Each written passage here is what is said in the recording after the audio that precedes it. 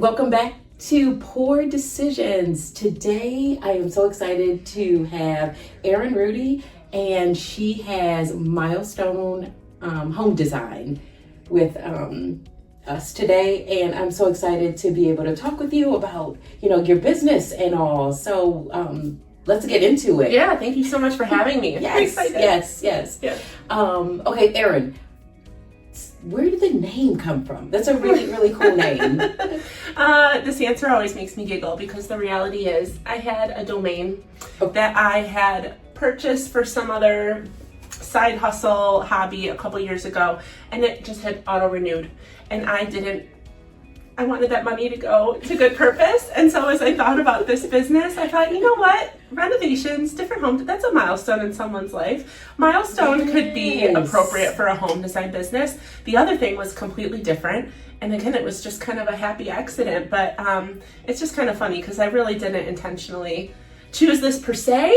I think it chose me, but it sounds like it, because it was silly. Oh no, but it's a great story. Yeah, and it is a milestone to start, a company, and even if you're pivoting from another company. Yeah. So what was the other thing you were doing that you had the URL for? I used to love making like collages for like graduation parties or birthday things or like photo based. So it was I forget what Milestone Collective maybe, and so it was like photo based. Items that you could use for like party decor or keepsakes. And so Shop Milestone that's my URL, and that was appropriate because you were shopping, you were buying, you know, and these were milestone moments in someone's life. So again, that URL renewed. And so Shop is not really appropriate anymore because I don't have a physical store today for my home design business. So that's a little weird, and I probably should change it at some point. But the milestone part will stick. Okay. That's good. Okay. No, they were completely different. I've always just I worked in corporate for about 15 years, but I've always been a creative at heart. I've realized, I never really knew that in the moment, but looking back now I see it. And so I would always have these little like blogs or this little, photo business thing. And none of them ever really went anywhere because they were just basically creative outlets, things I would do at night. So just kind of like hobbies that you would do was it kind of like when you felt like doing it, you would do it? Yeah, so that's why it was like, I never really applied myself. It was just kind of fun to have something on the side. So there were probably a half dozen things over the years that were just fun to set up. And, I would have my reality TV on in the background and be on my computer doing this or that. So it was all fun and games for a while. And now this one, this one sticks. Okay, so we gotta find out. So what exactly is Milestone Home Design? Yeah, so I do interiors and exteriors, and I help people with anything ranging from redecorating to remodeling to additions. But my niche, my specialization is in visualization, 3D visualization. So creating models for people to see how it feels to move walls here or there, or to rearrange your furniture this way or that way. Nice. To have different applications of color, texture, and materials, right? So it's kind of like what you see on HGTV, where they'll show you before and after and the whole. I love that. I love that. So that is me today. So it's Milestone Home Design. I would say probably 80% of what I do is residential, but I've done a handful of commercial projects too. So it could be lobbies, it could be a yoga studio. It could be a country club, party room, or pub. I've gotten to do some really fun projects. So the business has taken me in really interesting directions. Yes. But my core is residential design. Okay. So what was your first project that you ever did? Do you remember? Well, this all started with my basement. That was my first project. What started this for me was my husband and I were wanting to finish our basement, and we had gotten quotes from a design build firm and kind of a guy and then someone in the middle. And the design build was, 3 times the cost of the guy. But they brought these really pretty pictures, these renderings of what it would look like. And so my husband and I wanted to save money. And the guy said, I can do whatever you want, but what do you want? And I said, I don't know. And so I'd always kind of loved home design, just, as like a casual interest. And so in that moment, I was like, well, I really loved those pictures. Okay, what's out there? I think we could figure this out. So that's when I started playing around with 3D modeling and visualization. So that was my first project. We saved a ton of money. It made the process fun and it gave us that clarity to give the instructions to this contractor. And then things evolved from there. So we had then friends reach out.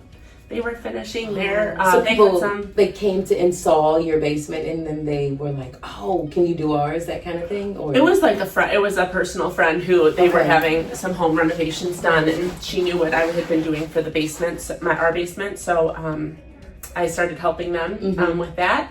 And I was like, wow, wait, this could be a thing. Like, I could help other people. This could be a thing. And that wasn't even really on my radar in that moment. But that was really fun to work with them. And so maybe a couple months after that, I was in marketing by day. So one night I was like, okay, I'll make a website. As I'd done, half a dozen times before. I'll make a little website. I'll set up some social media accounts. And so that's when it really started. And it was, again, I would get a project a month or something. It would just be nights and weekends, 100% virtual. But that was a lot of it. Now, so do you remember the day when you, the specific day when you were like, oh, okay, I'm starting this website today and I'm going to set up my social media profiles? No, I wish I did. I wish I did. Okay. But again, like I had always had these little things on the side. So in that moment, to me, it kind of just felt like, oh, it was another thing to do, another way to occupy my, productive way to occupy my time.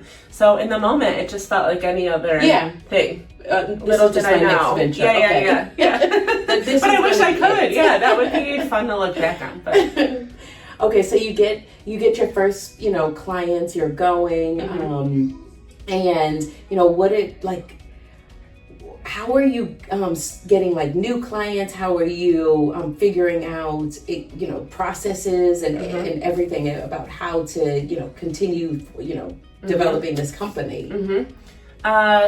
So the first couple years, again, it was a side hustle, and I would go out on websites like Thumbtack or Angie's List, and that's how I got my first couple real clients.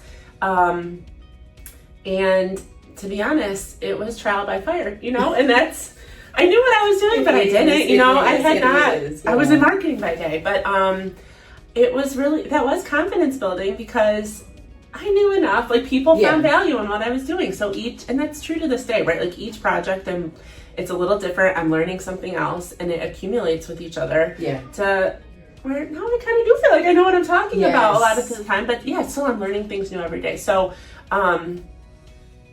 it was, but the processes part was really interesting because I really underestimated how much detail and how,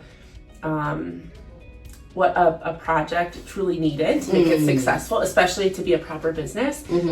So that I did when I a few years later ended up going into this full time. I did enroll in a cohort type training program with other designers, and that was just invaluable. I had 15 years of business experience, but applying that to the design world, and because it's not like that was teaching us how to design, it was how to run a profitable design business. It was just so fascinating to see the foundations that I knew but applied to this industry, and that really brought a lot of things together, and to see how other people were doing it. Ooh, I like that, and I don't want to do that. That was just really helpful. So I did it.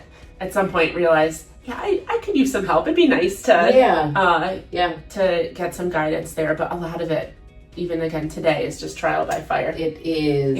Oh my gosh. Yes. I think it always will be. You have perseverance, keep going, and realizing that the more that you're learning, the better you're getting, And I mean, it doesn't matter what business you're in. I mean, you're going to learn things. Nobody knows everything. Right. So, but just being open to, understanding and accepting that, okay, I don't know everything, but I can learn and I can get better. And no matter what business you're in, whatever your role is. Right. Now, how did you find that cohort that you were in? Was it like another colleague that told you about it, or just you randomly stumbled upon it? It was probably, I think I was influenced. I think that they had a successful marketing campaign to find people who were, starting to follow interior design. So I started getting ads, I think, on social media. And I really, this woman was just a really great instructor. She was more of a business coach, and then she had a designer who was still actively designing but was also coaching with her. So it was the perfect combination of like agnostic business coaching and the design, real world design experience. So there are so many coaches, I feel like, in every field. Yes. And this was just a nice niche that they had in terms of bringing both sides of it together. So yeah. Okay. But again, it was just kind of happenstance. Like, and that's what life is too, right? All the research is wonderful. It is. I'll never stop, searching for things, but a lot of times things just seem to find us when we need them. I absolutely believe that. I believe that, the energy is just attracted to us when we're in alignment. Yeah. And then things just start happening. They fall into place. And I don't think it's random that you meet the right person, that you find out about that cohort, or you find out about that networking meeting or something. Yeah. Because it's supposed to happen because you're on the right path, Yeah. And I like that. Things that don't happen, you're like, oh, okay, it's just redirecting me. Yes, to the and right I always path. have to remind myself that, because I'm impatient. I want to win. I want things to go the way I think they want to go. But then looking back, you're like, oh, okay, that wasn't for me. That wasn't meant to be. Right. It's so hard in the moment, though. It is. Yeah. Oh, now, so you're working full time in marketing. And you're doing this on the side. How were you balancing that? And I wasn't. Sorry. I wasn't. I don't know. It would be, we have 3 kids. I have 3 kids. At the time? Oh yeah. Oh. And so it would be. I would have my day job. I was not balancing it. Is the reality. Because I had a very demanding day job. The 3 kids were young at the time, and so I guess they had activities, but now they're a little bit older. They have travel sports, and that's more demanding now. So in that moment, they were still little, so there's pros and cons with that. But basically, like, I would have my day job, we'd have dinner and put them to bed. Then some nights I would need to do work for my real job, and then some nights I would have projects where I would be having fun with the home design. So I'm always just kind of on. I'm not good at relaxing or finding balance, to be honest. And I need to be better at it, but also I enjoy this. I enjoy this now. Yeah. So when it was like my corporate work, that kind of sucked to always be wanting to do more. But now that it's my business and it's this type of work, I love it. I don't know. That's awesome. Yeah. So it's like a double-edged sword. I probably should have some more downtime, but I don't know that I ever really will, No, and it has to fit for you and your lifestyle, and because that's what's gonna propel you to grow and be even more successful. Yeah. And it works. It does. I don't know. It works. It's worked. Yeah. Yeah. So, was there a point where you said, "Are you still in marketing?" Or so how long were you? Balancing both before you decided, you know what, this is going to be my livelihood. I don't have to have, the other job anymore. I'm going to just full-time do this. So that was about 2 years ago. So it was about 3 years into this journey.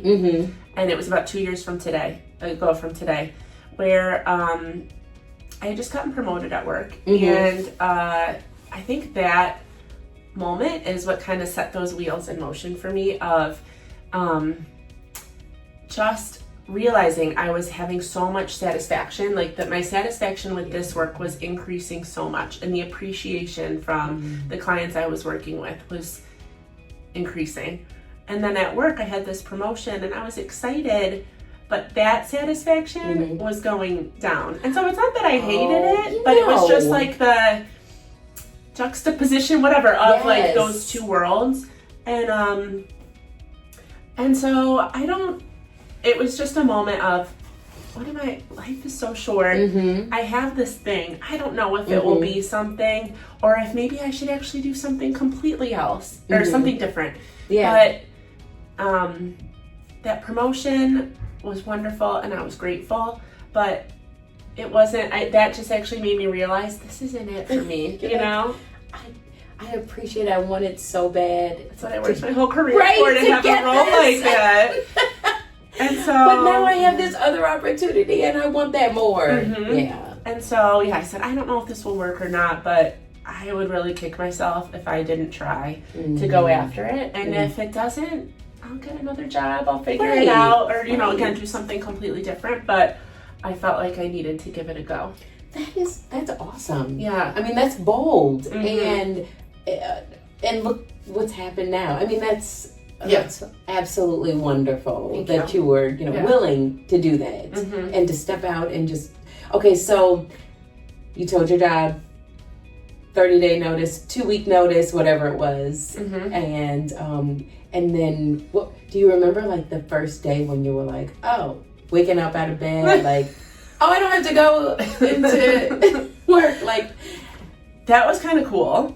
But then I also felt such a pressure to just start running. And so my notice with work was actually extended, right? Because I actually felt really bad about that whole situation where they had entrusted me with this role and I was a leader in the company. And so anyway, I had a couple month transition period of helping them to get things situated. And so June 1st, 2024 was my first day out in the real world. And I just remember just thinking, all right, it's on me. I gotta go. I gotta figure this out. And just like looking for any events I could go to, like emailing people, trying to set up networking lunches, refining my website. Like I just remember, I don't remember the specific day, but I do just remember, and I still feel it, like the pressure of this is on me.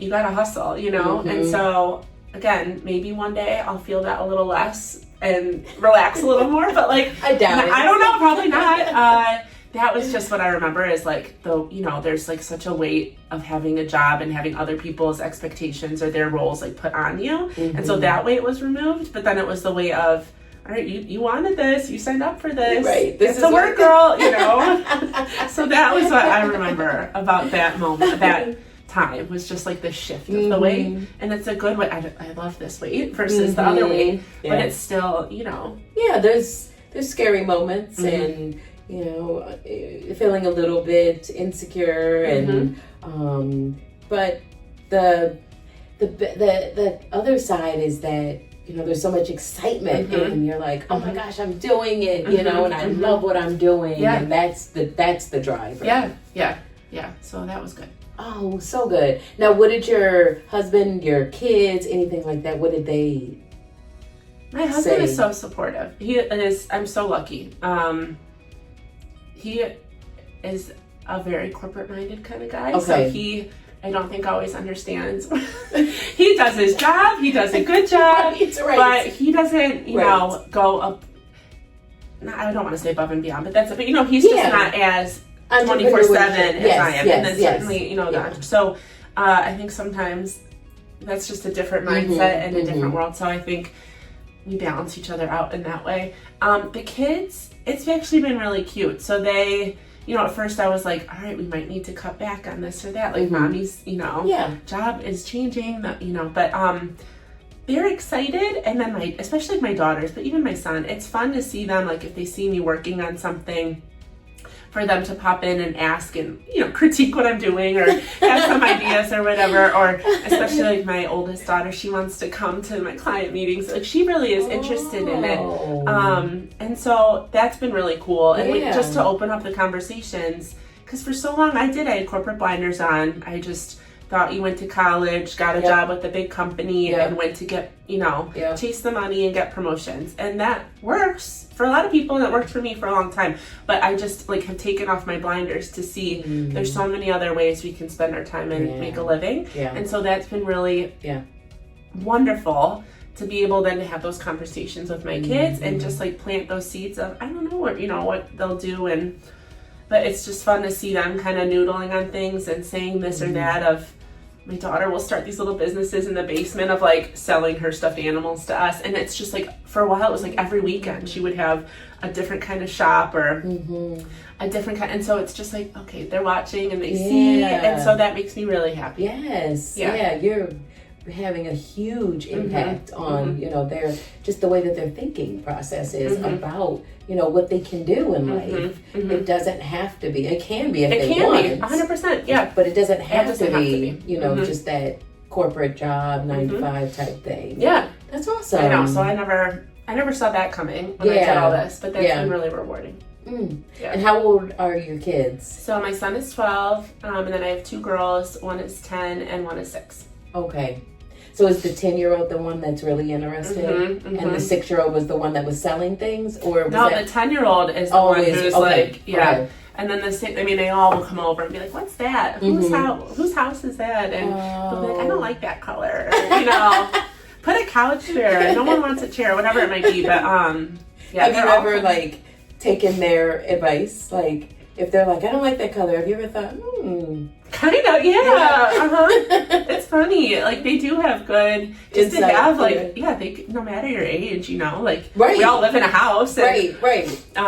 So yeah, they have good ideas sometimes. So it could be a real family business one day. Yeah, absolutely. It sounds like you have some good prospects coming up too. I hope so. Yeah. So during this journey, to with the company, how did you ever encounter like any legal aspects that you had to deal with the business, whether it was just contracts or with different vendors or anything like that? Or I have been fortunate in that I haven't had anything where I've been burned badly or had to deal with anything substantial. But what I did find, and where I appreciate now my contracts, is just like my business is a time-based business to a large extent. And so protecting my time and the scope of a project is critical. And again, I didn't really appreciate that when I first started this, but now having lived through projects, you see where things can go sideways. And so that continues to be, I think it'll be an ever evolving thing of finding the right balance. In the beginning, I had the corporate background, so I always had a contract in place, but it was like a 1-page, kind of a joke of a thing. And so it was very loosey-goosey. Then the projects would expand in scope and they would expect to grow. And I'm like, oh, this isn't good. I can't have this. So then I put so much language into my contract about like step by step, this is what I'll do. So there would be no question. Well, actually not every project needed all those steps or not every, so I didn't, then I was running the risk of like not fulfilling the contract or overextending myself when I really didn't have to. So now I think I have like a middle ground of providing enough scope, language around scope to keep us aligned without over delivering. I always want to deliver for my clients, but finding that balance, that's been the biggest thing. And just realizing how that contract really does set the boundaries, set the scene, establish that trust in the beginning. So I appreciate that. Yes. Contracts as a business attorney. Contracts are so important, and especially when you're talking about like scope of work. Because you want to make sure the deliverables are correct. You want to make sure the timeline is there. You want to know what you're giving, what they're getting. Those type of things. Because if not, it can go bad. Yes. And so again, thank God mine have not gone bad, but it was more so like, in the beginning, it was so ambiguous. If I was the client, I would think you'd do this or that for me too. So, but so it's just finding that middle, giving enough to give that structure without boxing myself in. Right. Especially like in my world, I'll work with homeowners. I'll go in and I'll take photos, I'll take measurements. I'm building these models. So my deliverables do look like blueprints. They have measurements on them. They have, cabinets or walls or whatever it might be, but I'm the first person to tell them I'm not an architect, I'm not a structural engineer, I'm not the one doing the work. So the biggest, one of the biggest areas for me is protection around, I'm giving you these documents with measurements, but they are not construction ready. They must be verified by the person doing the work. And that's always my biggest, one of my biggest risks and something I'm always thinking about. I want them to have the information and know, this is my good faith, of what, but that is like the one area in particular that I've really Do you try have a different approaches. disclaimer on there? Mhm. Okay, Mhm. okay. Mhm. And that's things, because it's something simple like that. Mhm. If there wasn't that disclaimer Mhm. on there, then people are taking this and they're trusting. They're like, Yeah. okay, well, Yeah. she gave me these measurements and this is what it is. And then when the contractor's like, this isn't correct, Yeah. and they're going to come back and Mhm. say that, Mhm. you were incorrect in your measurements and all of this. Yeah, And, right. and then you're like, oh no. And then they Right. might want to cancel the project. Right, and right, the whole thing. Yeah. So, because those can be very expensive. Give me mistakes. my money back. Yeah. Like, no. Where?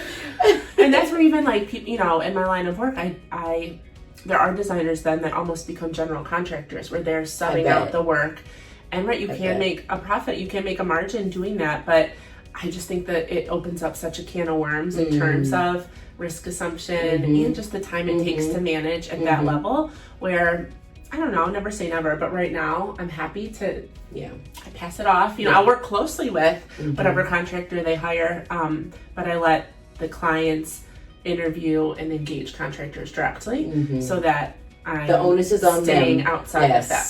Yeah. Yeah. Yeah.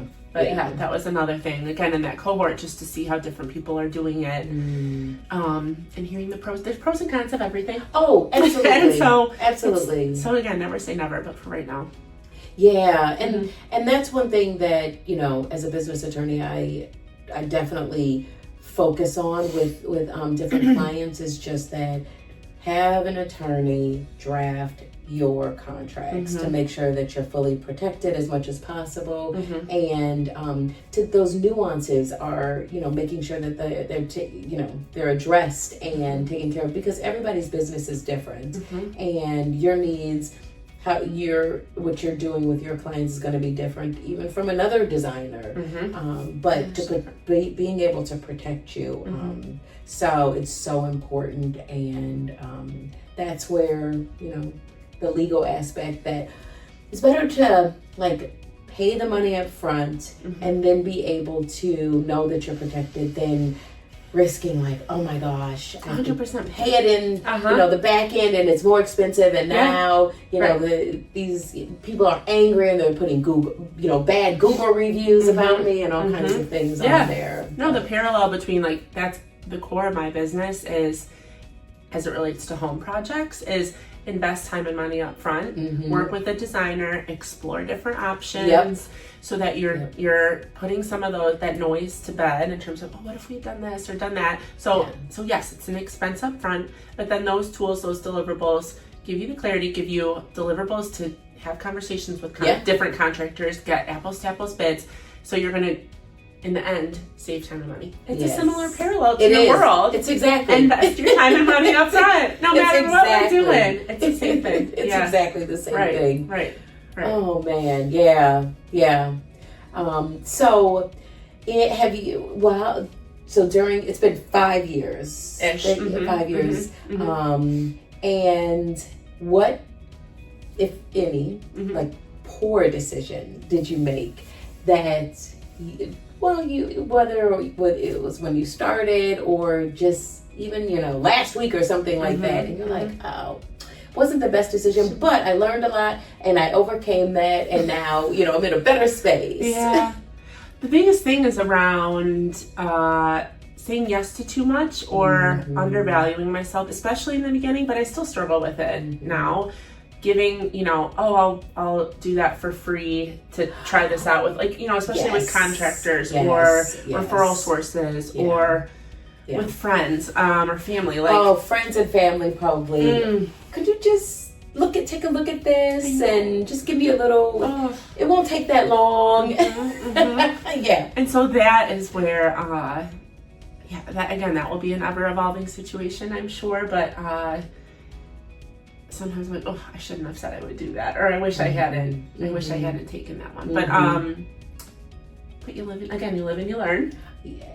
What are you gonna do? And every day, again, I'm gaining more confidence. I'm learning new things. So it is what it is. Yeah. But there's some projects, or going back to the scope of things in the contracts. There are some projects I probably let go on for too. I should have just addressed it, and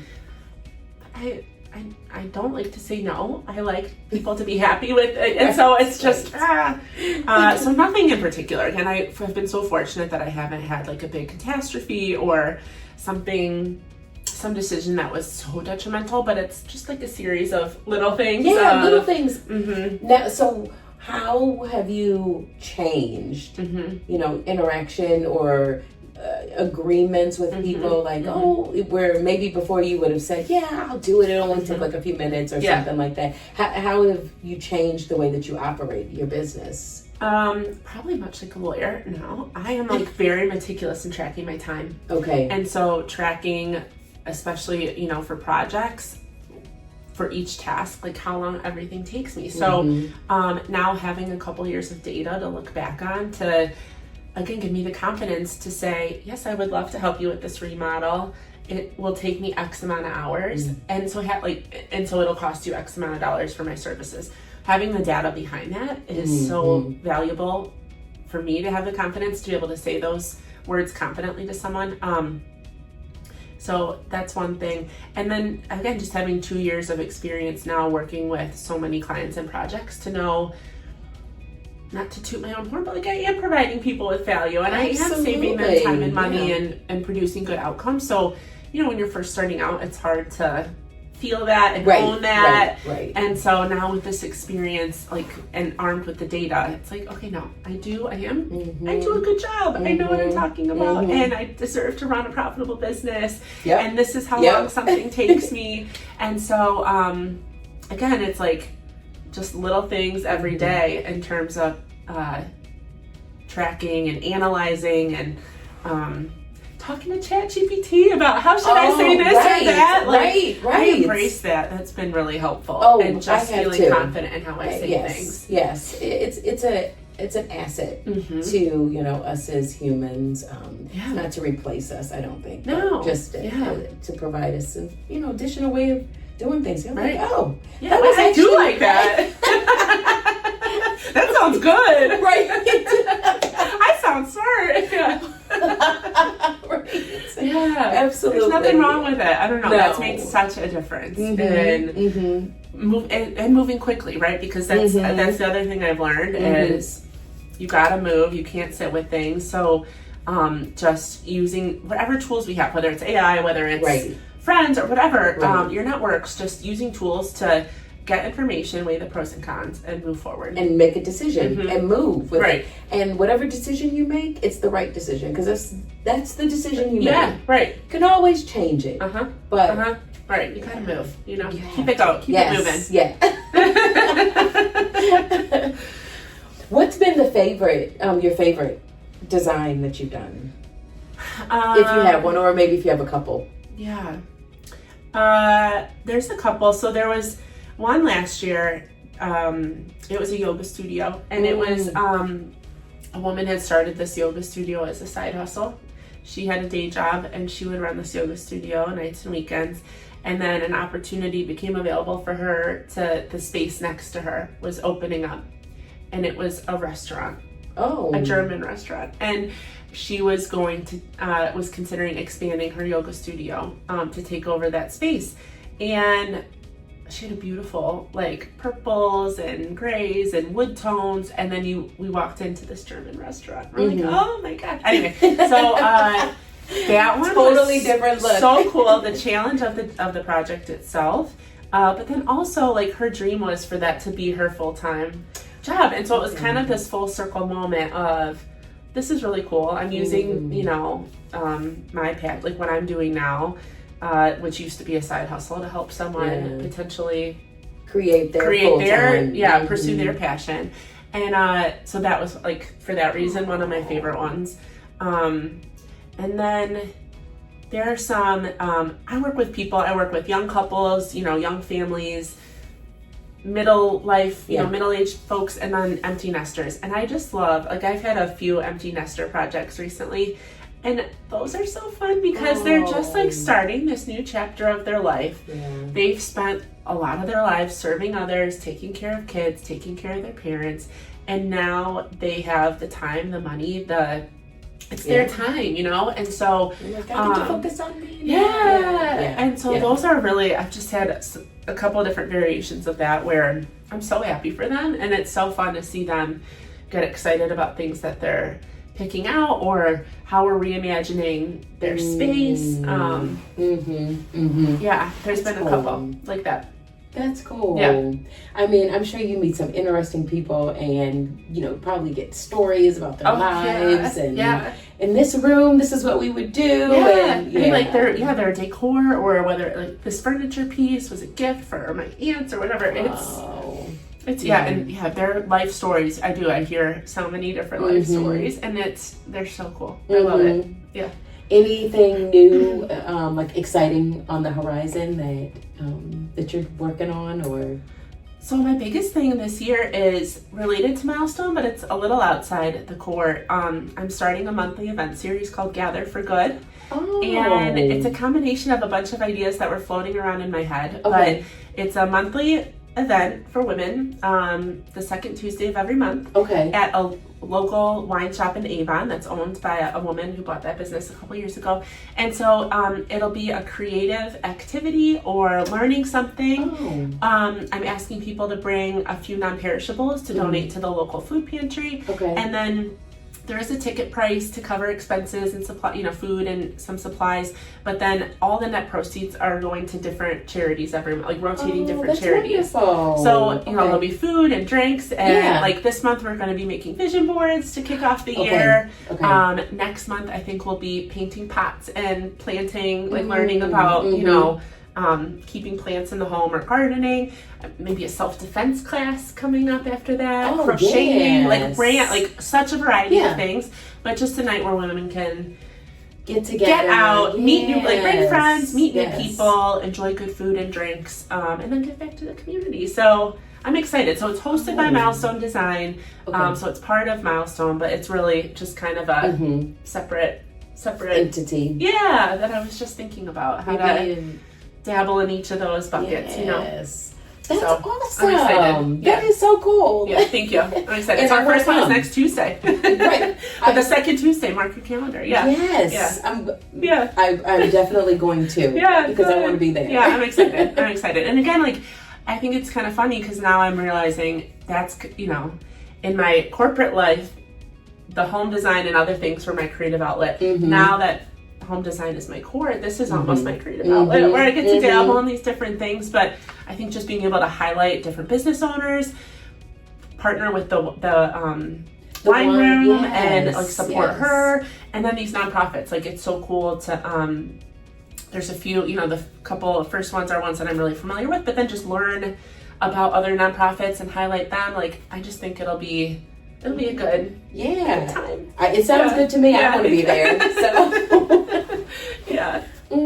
Well, we have to cheer to all of the the great decisions and just Milestone home design, and the success that it's going to continue to have. Yeah. So let's pour to good decisions. So we have a South African wine. Ooh. It's a mix of a Chenin Blanc and let's see what else is in here. Oh, a Muscat and Viognier. Yeah. Okay. Okay. So, cheers, Erin, to your business and making good decisions with our business, poor decisions with our wine, right?